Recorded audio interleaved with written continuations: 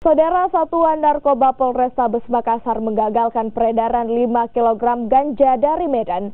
Selain barang bukti ganja, polisi juga mengamankan 2 orang pelaku.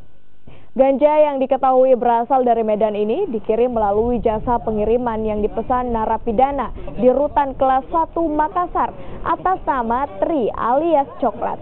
Sementara kedua pelaku yang menjadi kurir yakni Alam Jaya, warga Jalan Banta-Bantaeng, serta Arjun, warga Jalan Inspeksi Kanal Selatan Makassar, diringkus petugas di Jalan Landak Baru.